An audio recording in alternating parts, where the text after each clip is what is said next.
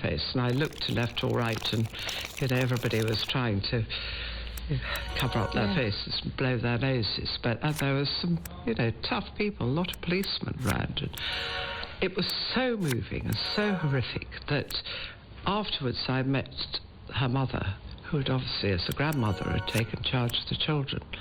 And I just remember saying to her, look, I don't know what I can do, but if there's anything, I promise you, I'll try and find a way. And that's really how I began.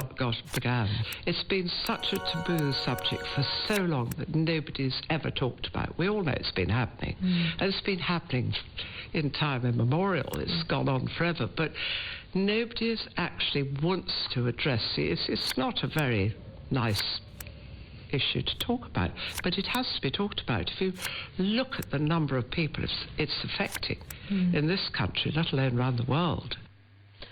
Listening to the programme last week was Diana Parks, the mother who lost her daughter, Jo, a decade ago after she was killed in that violent attack described by the Duchess, and she was killed by her husband. His name, Captain Robert Brown.